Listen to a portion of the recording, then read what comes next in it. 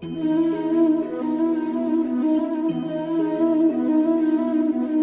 Karnataka State Legal Services Authority, in collaboration with the District Legal Services Authority in the Department of Women and Child Development, Bengaluru, recently hosted a legal awareness program.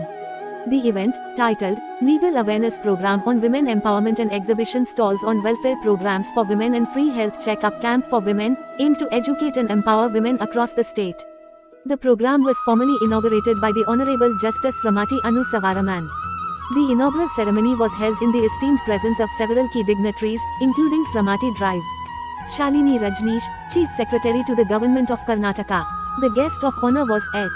Shashidhara Shetty, District Judge and Member Secretary of the Karnataka State Legal Services Authority. Other notable attendees included Maraldhar Pai B, Honorable Principal City Civil and Session Judge, Yatish, CEO of Zilla Panchayat, Jagadish, District Magistrate, and Mahesh Babu, Director of the Department of Women and Child Development. The event's coordination was handled by Viridaraj B, Senior Civil Judge and Member Secretary of the District Legal Services Authority. In addition to the legal awareness session, the event also featured exhibition stalls showcasing various welfare programs for women and provided a free health checkup camp, ensuring a comprehensive approach to women's well-being.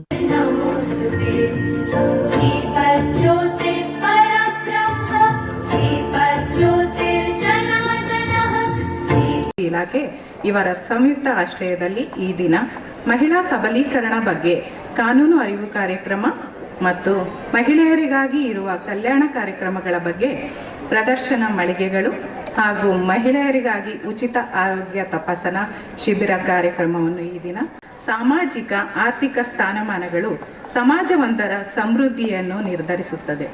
ಈ ನಿಟ್ಟಿನಲ್ಲಿ Sivaraman for accepting our invitation to inaugurate this function and gracing this occasion with her presence. ಜಿಲ್ಲಾ ಕಾನೂನು ಪ್ರಾಧಿಕಾರ ಮತ್ತು ಜಿಲ್ಲಾಧಿಕಾರಿ ಬೆಂಗಳೂರು ಹಾಗೂ ಮಹಿಳಾ ಮತ್ತು ಮಕ್ಕಳ ಅಭಿವೃದ್ಧಿ ಇವರಿಗೆ ಮೊದಲನೇದಾಗಿ ನನ್ನ ವಂದನೆಗಳು. ಒಬ್ಬ ಮಹಿಳೆ ಕಾನೂನು ಅರಿವನ್ನು ಹೊಂದಿದರೆ, ಸಬಲೀಕರಣ ಹೊಂದಿದರೆ ಆ ಒಂದು ಮನೆ ಖಂಡಿತವಾಗಿ ಉದ್ಧಾರ ಆಗುತ್ತೆ. ಸೊ ಈ ಉದ್ದೇಶ ಏನು ಅಂತಂತಂದರೆ, ನಿಮಗೆ ಕಾನೂನಿನ ಬಗ್ಗೆ ಮಾಹಿತಿ ಬೇಕು. ಕಾನೂನು ಅಂದರೆ ಅಲ್ಲಿ ಸುಮಾರು 1,000-2,000ಕ್ಕಿಂತ ಹೆಚ್ಚು ಕಾನೂನುಗಳು ಇರಬಹುದು. ಅವೆಲ್ಲ ಅಗತ್ಯ ಇಲ್ಲ. ಆದರೆ ಕೆಲವೊಂದು ಕಾನೂನಿನ ಮಾಹಿತಿ ತಮಗೆ ಗೊತ್ತಿದ್ದರೆ ಮುಂದೆ ಆಗ್ತಕ್ಕಂಥ ಕಾನೂನಿನ ತೊಡಕುಗಳಿಂದ ನೀವು ತಪ್ಪಿಸ್ಕೊಳ್ಳಿಕ್ಕೆ ಸಾಧ್ಯ ಇದೆ.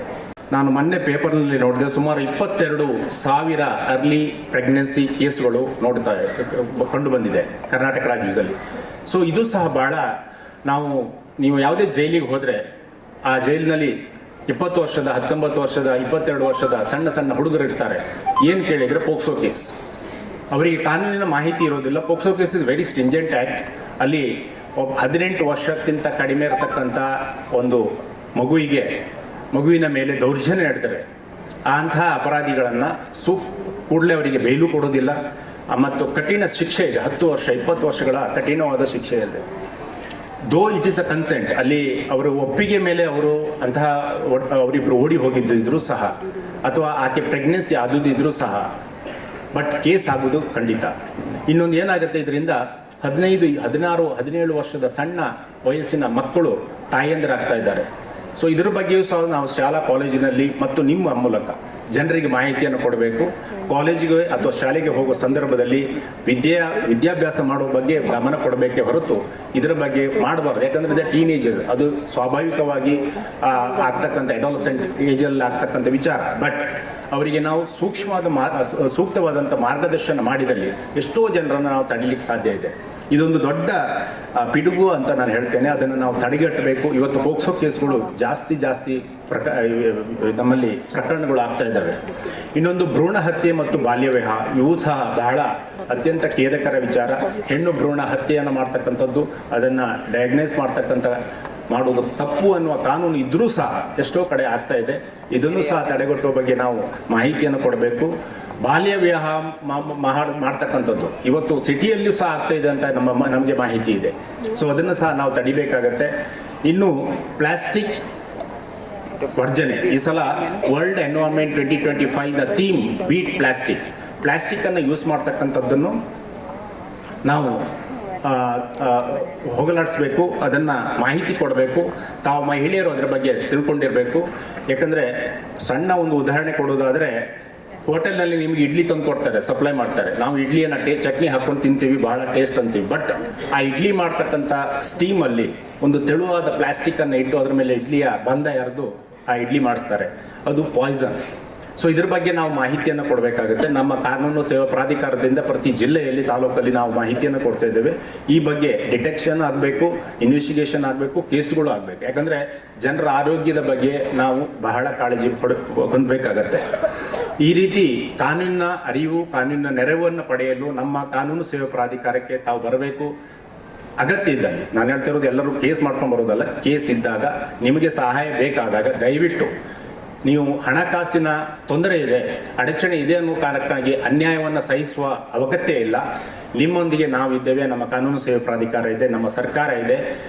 ಈ ಎಲ್ಲ ವಿಚಾರಗಳ ಬಗ್ಗೆ ತಾವು ಮಾಹಿತಿಯನ್ನು ತೆಗೆದುಕೊಳ್ಳಿ.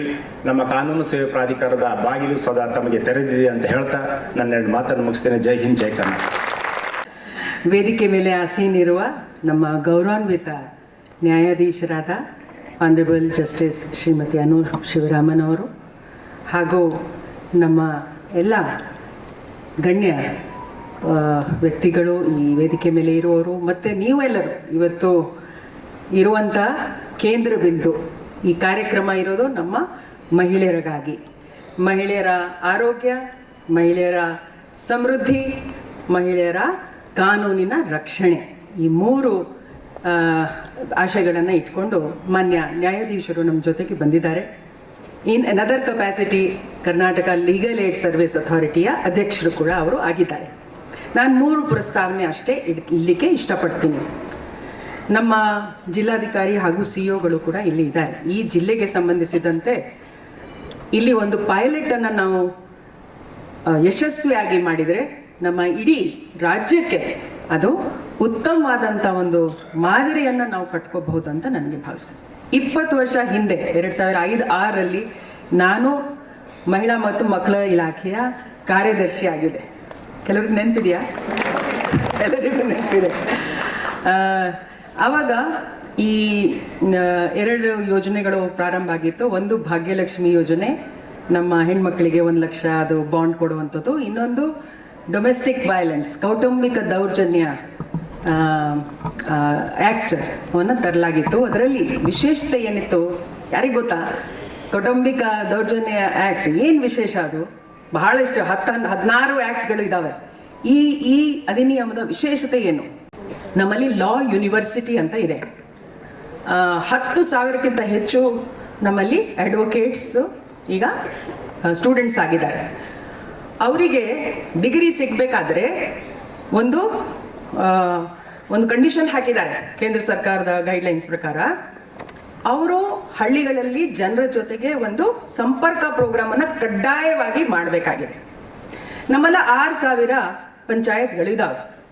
ಒಬ್ಬ ಈ ಸ್ಟೂಡೆಂಟ್, ಲಾ ಸ್ಟೂಡೆಂಟ್, ಒಂದು ಪಂಚಾಯತನ್ನು ಅಡಾಪ್ಟ್ ಮಾಡಿಬಿಟ್ರೆ ನಮ್ಮ ಲೀಗಲ್ ಏಡ್ ಸರ್ವಿಸ್ ಅಥಾರಿಟಿ, ನಮ್ಮ ವಿಮೆನ್ ಆ್ಯಂಡ್ ಚೈಲ್ಡ್ ಡಿಪಾರ್ಟ್ಮೆಂಟ್, ಗ್ರಾಮ ಪಂಚಾಯತ್ ಅಥವಾ ಅರ್ಬನ್ ಡೆವಲಪ್ಮೆಂಟ್ ಡಿಪಾರ್ಟ್ಮೆಂಟ್ ಅವರ ಎಲ್ಲ ಸಂಪರ್ಕ ಸೇರಿ ಯಾವ ಹೆಣ್ಮಕ್ಳಿಗೆ ಏನು ತೊಂದರೆ ಇದೆ ಅವ್ರ ಮನೆ ಬಾಗಿಲಿಗೆ ಒಂದು ದಿನ ಫಿಕ್ಸ್ ಮಾಡಿ, ಪ್ರತಿ ವಾರಕ್ಕೆ 1 ದಿನ ಫಿಕ್ಸ್ ಮಾಡಿ, ಅಡ್ವೊಕೇಟ್ಸು ಇರಬೇಕು, ಇವರು ಲರ್ನಿಂಗ್ ಅಡ್ವೊಕೇಟ್ಸ್ ಅವರು ಇರಬೇಕು. ಅವರು ಇಂಟರ್ನ್ ರೆಡಿ ಮಾಡಿ ನಮ್ಮ ತಾಲೂಕು ಮಟ್ಟದಲ್ಲಿ ಅಥವಾ ಜಿಲ್ಲಾ ಮಟ್ಟದಲ್ಲಿ ಇರ್ತಕ್ಕಂಥ ಪ್ರಾಧಿಕಾರಿಗೆ ಆ ಕೇಸನ್ನು ಕೊಟ್ಟರೆ, ಸರಿಯಾಗಿ ಮಾಡಿದರೆ ನಮ್ಮ ಹೆಣ್ಮಕ್ಳಿಗೆ ನ್ಯಾಯ ಸಿಗತ್ತೆ ಅಷ್ಟೇ. ಅದನ್ನು ನಾವು ಬೆಂಗಳೂರಲ್ಲಿ ಮಾಡೋಣ. ಹೆಚ್ಚಿನ ಪ್ರಕರಣ ಇರೋದು ನಮ್ಮ ಬೆಂಗಳೂರಿನಲ್ಲೇ. ನಾವು ಬೆಂಗಳೂರಿನಲ್ಲಿ ಯಶಸ್ವಿ ಆಯ್ತಂದರೆ ನಾವು ಇಡೀ ದೇಶದಲ್ಲಿ ಯಶಸ್ವಿ ಆಗ್ಬೋದು, ಖಂಡಿತವಾಗಿ ನಮ್ಮ ನಾಡಿನಲ್ಲಿ ಯಶಸ್ವಿ ಆಗುತ್ತೆ. ಇನ್ನು ಮುಂದೆ ನಮ್ಮ ಹೆಣ್ಮಕ್ಳಿಗೆ ಸರ್ಕಾರ ಆಗಲಿ, ನ್ಯಾಯಾಲಯ ಆಗಲಿ, ಅಥವಾ ಆಡಳಿತದ ಯಾವುದೇ ಒಂದು ಕ್ಷೇತ್ರದವರಾಗಲಿ, ಎಲ್ಲರೂ ನಿಮ್ಮ ಜೊತೆಗಿದ್ದಾರೆ. ಯಾವುದೇ ಭಯ ಇಲ್ಲದೆ ಮುಂದೆ ಪ್ರೋಗ್ರೆಸ್, ಅಭಿವೃದ್ಧಿಯ ದಾರಿಗೆ ಸಶಕ್ತವಾಗಿ ನೀವು ಮುಂದುವರಿಸಿ ಅಂತ ಹೇಳಿ ನಾನು ಪ್ರಾರ್ಥಿಸುತ್ತಾ ನಮಸ್ಕಾರ. Doctor Shalini Rajneesh, Chief Secretary, Government of Karnataka, Shri, the resource persons for the day, dignitaries on and off the days, and my dear sisters. I am very privileged to be here today as the Executive Chairperson of the KSLSA on this momentous occasion where the KSLSA, the DLSA of Bengaluru Urban and the Government of Karnataka in its Women and Child Development Department is putting forth such a beautiful program for the empowerment of women. Empowerment of women does not mean the empowerment only in the economic or the financial source. The empowerment of women is the empowerment of half of the population of this country, so that this country can achieve the prosperity and the success that is our right. Without the empowerment of the women and without the equal participation of the women in the workforce, we will always lag behind, we will never have our optimum. So it is for this purpose that we as women must be empowered. The empowerment of the women also means that the family is empowered, the children are empowered, and the future generation benefits. So it is with a great sense of privilege that I stand here today. I am very proud of the involvements of the legal services authorities, like the member secretary of the KSLSA told you now.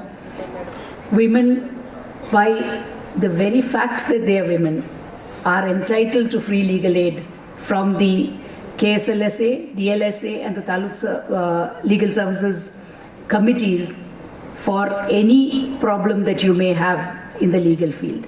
I'm very sorry I'm not able to talk to you in your language. I'm learning. ಈ ದಿನ ನನಗೆ ಈ ಮಹಿಳಾ ಸಬಲೀಕರಣದ ಕಾರ್ಯಕ್ರಮವನ್ನು ಉದ್ಘಾಟಿಸಲು ಬಹಳ ಸಂತೋಷವಾಗಿದೆ. Thank you.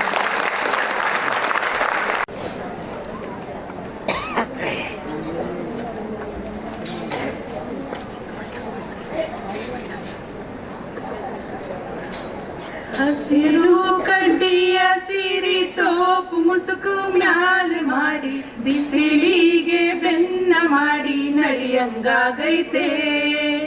ಬಾಳನ ಭಾವಕ್ಕಾಗಿ ಬಯಸಂಗಾಗೈತೆ. ಹಸಿರು ಕಡ್ಡಿಯ ಸಿರಿ ತೋಪು ಮುಸುಕು ಮ್ಯಾಲೆ ಮಾಡಿ ಬಿಸಿಲಿಗೆ ಬೆನ್ನ ಮಾಡಿ ನಡಿಯಂಗಾಗೈತೆ.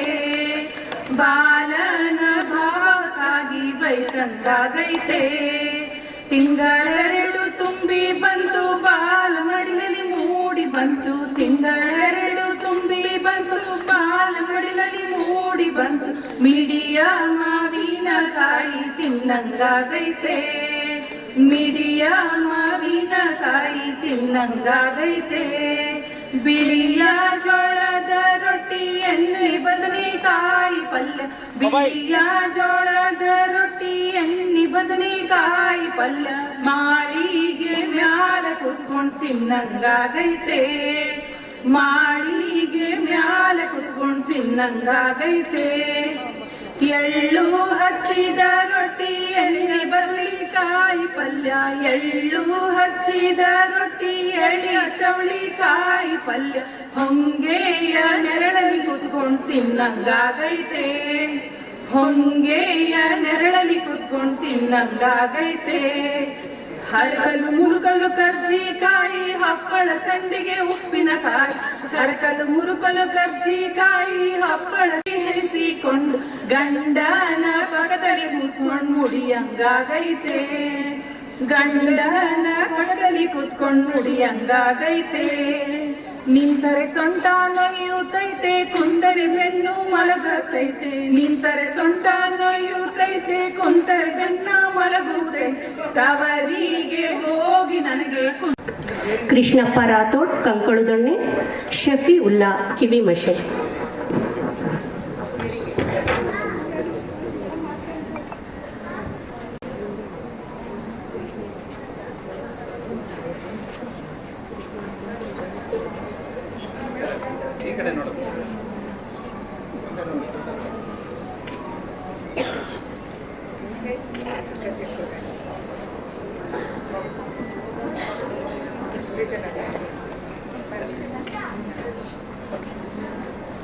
ವಿಶೇಷ ಚೇತನರಿಗೆ ಸೌಲಭ್ಯವನ್ನು ಸಾಂಕೇತಿಕವಾಗಿ ವಿತರಿಸಿದ ಎಲ್ಲ ಗಣ್ಯರಿಗೆ ಹೃದಯಪೂರ್ವಕ ವಂದನೆಗಳನ್ನು ಸಲ್ಲಿಸ್ತಾ ಇದ್ದೇನೆ.